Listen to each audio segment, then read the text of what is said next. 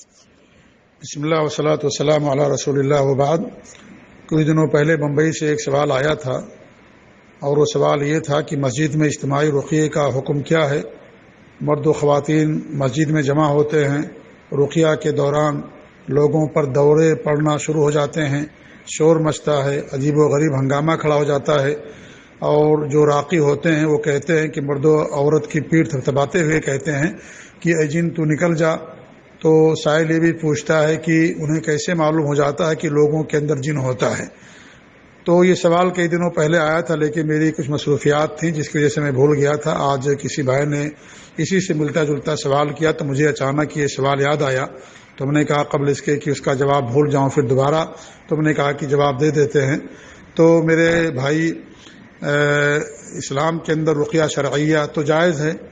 اور رقیہ شرعیہ کا مطلب یہ ہوتا ہے کہ انسان قرآن کی آیتوں اور صورتوں کو یا آپ صلی اللہ علیہ وسلم سے جو ثابت شدہ دعائیں ہیں ان کو پڑھ کر کے اوپر دم کر لے، پھونک لے، یا کسی شخص سے کہے کہ ہمارے اوپر رقیہ کر دے۔ یہ چیز شریعت کے اندر جائز ہے، اور یہ انفرادی عمل ہے، لہذا اسے اجتماعی شکل میں کرنا یہ دین کے اندر بدعت ہے۔ اور دوسری بات یہ بھی ہے اس کے اندر کہ آپ دیکھیں کہ نماز اسلام کا اہم رکن ہے، دوسرا رکن ہے نماز کا، اور نماز مرد عورت سب پر فرض ہے، لیکن نماز کے لیے مسجد میں آنا عورتوں کے لیے افضل یہی ہے کہ گھروں کے اندر نماز پڑھیں اور مسجد کے اندر نہ آئیں، یعنی ان کے لیے گھر میں پڑھنا زیادہ افضل ہے۔ البتہ اگر شوہر اپنی عورت کو نماز پڑھنے کے لیے روکنا چاہے مسجد میں آنے سے تو نہیں روک سکتا ہے، یا کوئی سرپرست اپنی عورتوں کو روکنا چاہے مسجد میں آنے سے تو نہیں روک سکتا ہے، لیکن گھر میں نماز پڑھنا ان کے لیے افضل ہے۔ اور اگر وہ مسجد کے اندر نماز پڑھنے کے لیے آتی ہیں تو اس میں عورتوں کے لیے الگ انتظام ہونا چاہیے، اس میں مرد و زن کا اختلاط نہ ہو، یا اس طریقے سے آپ دیکھیں کہ عورت پردے کے ساتھ آئے اور خوشبو وغیرہ لگا کر کے نہ آئے۔ تو اتنی ساری احتیاط اسلام کے اندر کی گئی ہیں، تو پھر رقیہ کے لیے مسجد جانا کیسے جائز ہو سکتا ہے؟ جبکہ نماز جو اسلام کا دوسرا رکن ہے اس کے لیے گھر کے اندر پڑھنا زیادہ افضل کہا گیا ہے، تو پھر رقیہ کے لیے مسجد کے اندر جانا اس کے لیے کیسے جائز ہو سکتا ہے؟ اس طریقے سے سائل کہتا ہے کہ عورتوں کی باقاعدہ پیٹھ تھپتھپائی جاتی ہے۔ آپ یہ بھی دیکھیں کہ یہ تو انتہائی خسیس حرکت ہے کہ یہ جو بے غیرت ہوگا وہی مرد ایسا کرے گا، اور جو بے غیرت انسان ہوگا وہی اپنی عورتوں کے لیے اس طرح کی چیزوں کو برداشت کر سکتا ہے کہ ایک غیر محرم، ایک اجنبی آدمی عورتوں کی پیٹھ تھپتھپائے اور عورتوں کی پیٹھ پر یا ان کے پیٹ پر یا ان کے جسم کے اوپر اپنا ہاتھ رکھے اور یہ کہے کہ جن تو نکل جا۔ یہ جو بے غیرت انسان ہوگا وہی ایسا کرے گا جس کے اندر اسلام کی تعلیمات کی کوئی پاسداری نہیں ہوگی، یا اس طریقے سے حیا نام کی کوئی چیز نہیں ہوگی۔ بے غیرت ہوگا وہی انسان ایسا کر سکتا ہے، یا جو بے غیرت ہوگا وہی انسان اس چیز کو پسند کر سکتا ہے یا اس کو برداشت کر سکتا ہے۔ تو اس ناحیے سے آپ دیکھیں کہ یہ چیز کیسے جائز ہو سکتی ہے۔ مسجد کے اندر شور مچتا ہے، اور جبکہ مسجد کے آداب کا خیال رکھنا ضروری ہے۔ مسجد اللہ تعالیٰ کا گھر ہے، اگر ہمارے گھروں کے اندر شور مچے تو ہم اس کو برداشت نہیں کر سکتے، تو مسجد کے اندر شور مچتا ہے اور مرد اور عورت دونوں چلاتے ہیں، چیختے ہیں، اور تو ظاہر بات ہے اس سے مسجد کی بے حرمتی ہوتی ہے، مسجد کے آداب کا خیال نہیں رکھا جاتا ہے، لہذا اس ناحیے سے بھی ایسا عمل کرنا جائز نہیں ہوگا۔ اور پھر جب چیخ ہوتی ہے، اٹھتی ہے، شور مچتا ہے، تو جو پڑوسی ہوتے ہیں، جو آس پاس کے لوگ ہوتے ہیں، ظاہر بات ہے انہیں بھی تکلیف ہوتی ہے، جبکہ دوسروں کو ایذا پہنچانا شریعت کے اندر حرام ہے، ناجائز ہے۔ اس طریقے سے آپ دیکھیں کہ عورتیں وجد میں آتی ہیں تو ظاہر بات ہے بے پردگی بھی ہوتی ہوگی، یا اگر نہیں ہوتی ہے تو امکان تو زیادہ ہی رہتا ہے کہ بے پردگی ہو جائے، تو پھر کیسے یہ چیز انسان شریعت کے اندر جائز ہو سکتی ہے؟ اس طریقے سے آپ دیکھیں کہ پہلے اس طرح کے واقعات بہت کم ہوتے تھے، لیکن جب کچھ ناعاقبت اندیش لوگوں نے رقیہ سینٹر کھول لیا تو اب یہ واقعات اور زیادہ ہونے لگے، ورنہ اکا دکا کبھی کبھی سننے میں اس طرح سے آتا تھا، لیکن اب اس طرح کے معاملات بہت زیادہ ہونے لگے ہیں۔ اب جب مسجدوں کو لوگ اڈا بنا لیں گے اور اس طریقے سے مسجدوں میں اس طرح کا اجتماعی رقیہ کرنا شروع کر دیں گے تو ظاہر بات ہے اس میں اور زیادہ اس طرح کے حادثات بڑھتے جائیں گے، اور جیسا کہ شاعر کرتا ہے کہ مرد بڑھتا گیا جو دوا کی۔ تو اس طریقے سے یہ جو عمل ہے انتہائی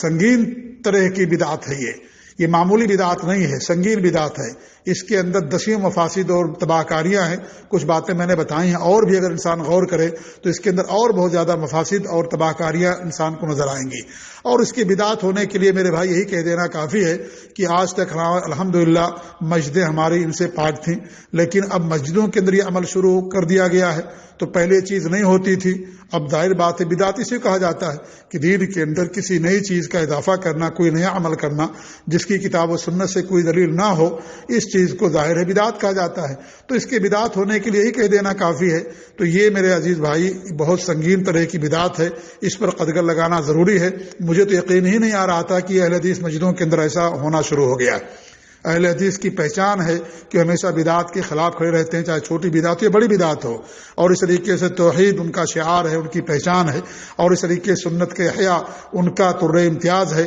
اور بدعت کے خلاف کھڑا ہونا یہ ان کی شان ہے۔ یہ لیکن افسوس اور المیہ ہے یہ کہ اہل حدیث مسجدوں کے اندر چیز ہوتی ہے۔ تو میرے عزیز بھائی یہ انتہائی سنگین قسم کی بدعت ہے، اور معمولی بدعت پر بھی روک لگانا اور اس طریقے سے اس کے خلاف لوگوں کو کھڑا کرنا ضروری ہوتا ہے۔ تو یہ تو سنگین قسم کی بدعت ہے، لہذا لوگوں کو تنبیہ کرنا، لوگوں کو نصیحت کرنا، لوگوں کو بتانا یہ بہت ضروری ہے۔ اور جو بدعتیں معمولی طور پر ایجاد کی جاتی ہیں، بعد میں ہوئی بدعتیں کفر اور شرک کا روپ دھار لیتی ہیں، اور اس طریقے سے وہ معمولی چیزیں ہوتی ہیں لیکن بعد میں وہی خطرناک شکل اختیار کر لیتی ہیں۔ تو قبل اس کے کہ بدعت فتنے کی شکل اختیار کر لے اور اس طریقے سے اس سے بہت زیادہ معاشرتی بیماریاں اور پیدا ہوں، اور اس طریقے سے اخلاقی گراوٹیں ہوں، اور اس طریقے سے غلط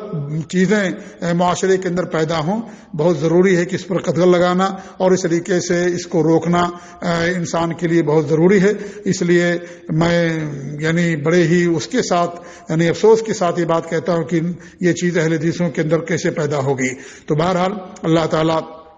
ہم سب لوگوں کو اس طرح کی بدعتوں سے محفوظ رکھیں، اللہ رب العالمین ہم سب کی حفاظت فرمائے اور سنت پر قائم رکھے، توحید پر قائم رکھے، اور اس طرح کی بدعت اور خرافات سے اللہ رب العالمین ہم سب کو محفوظ رکھے، آمین رب العالمین۔ ایک بات اور ذکر کر دوں کہ سوال بمبئی سے آیا ہے، اور الحمدللہ ہماری جمعیت بمبئی کی بہت ہی فعال، متحرک اور سرگرم ہے، اور الحمدللہ جید علماء ان کے پاس ہیں، اور اس طرح کے معاملات پر ہمیشہ وہ لوگوں کی رہنمائی کرتے رہے ہیں، اور مجھے امید ہے کہ لوگ بھی انشاءاللہ اور یہ لوگوں کی رہنمائی کریں گے۔ اللہ تعالیٰ انہیں مزید توفیق دے، اللہ تعالیٰ ان کی کوششوں کو قبول فرمائے، اور عوام سے گزارش یہ ہے کہ وہ ہماری جمعیت کا اور ہمارے علماء کا ساتھ دیں، اور اس طریقے سے ان کے ساتھ سب بستہ کھڑے ہوں، اور اس طرح کی بدعات کو قلع کما کرنے کے لیے، ختم کرنے کے لیے ان کا ساتھ دیں۔ اللہ تعالیٰ ہم سب کی مدد فرمائے۔ جزاکم اللہ خیر، والسلام علیکم ورحمۃ اللہ وبرکاتہ۔